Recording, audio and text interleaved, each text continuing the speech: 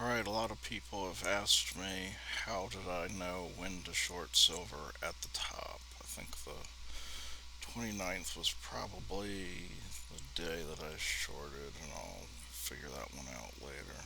I had two shorts in on this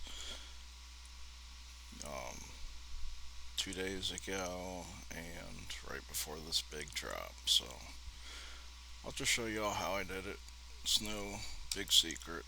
So, in my chart, I put down the 200 simple moving average, 50 period Bollinger Band with one standard deviation rather than the standard 2, and the EMA of 8 on my chart. Now, mostly I look at the higher time frames for things like silver and the other metals just because it's easier to work with. When you have a parabolic move like this, it's just going to make your life so much easier. But with the daily chart, you can see we're following the EMA 8 pretty good all the way up, and that's what a lot of other people follow. Some people just have the EMA 8 on the daily chart. If they're above, they're bullish. If it's below, they're bearish. So I always like to mark that out just to have an idea of what other people that are controlling big money are doing. But this chart on the daily, you can see it again here on the weekly and the monthly.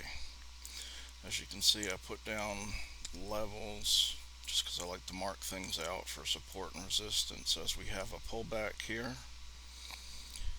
But the easiest way to do things is to slap a 20 period Bollinger Band on here, two standard deviations, and the rule of thumb that I do that some people also follow is basically above that two standard deviations, whenever we're about 10% above or more, we have a pullback.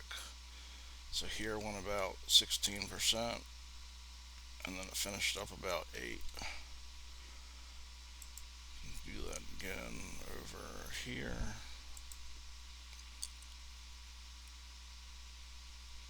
So roughly about 11%, 12%, then it went down to 9. So to make my life easier,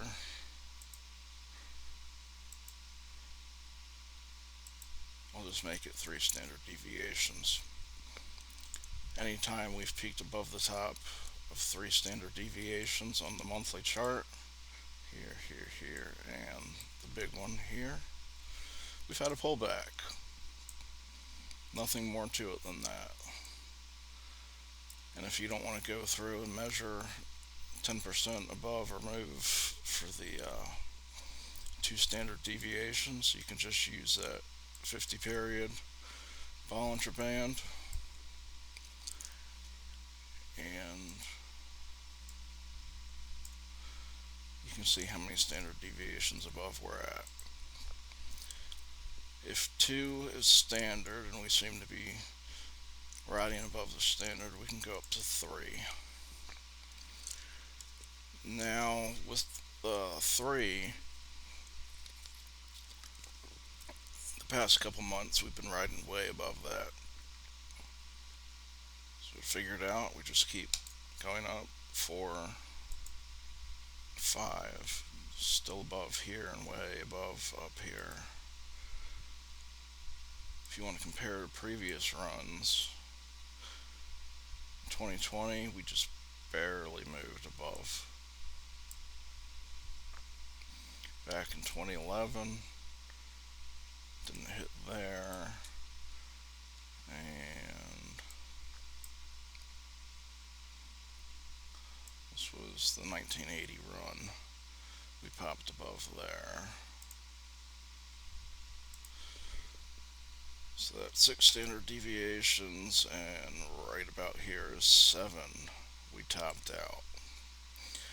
7 standard deviations above long-term 50 period Bollinger Band is insane.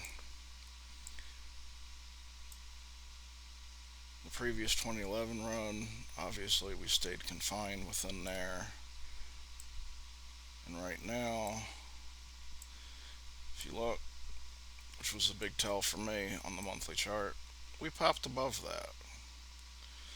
That far above, you just know we're going to drop. So I added my put position in there, and that was basically it. I bought them a couple months out knowing it was going to drop. I didn't know when it was going to drop. I didn't know how far it was going to drop. But I just knew 7 deviations outside for the 50, we were going to drop. Let's see, roughly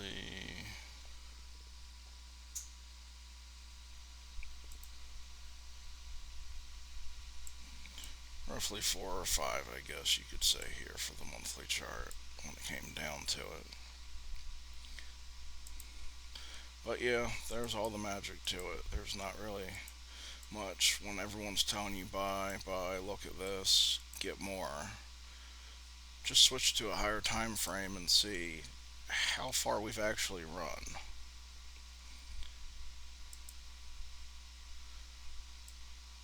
Again, this is the yellow is our 20 period Bollinger Band with 3 standard deviations.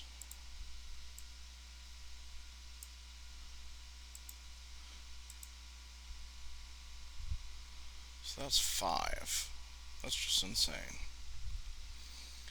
So that's how I do it. Easy way to not try to pick tops and bottoms, but you know a top is coming and we're going to drop and you can profit off of it. So if it helps you, great. If not, well, free information.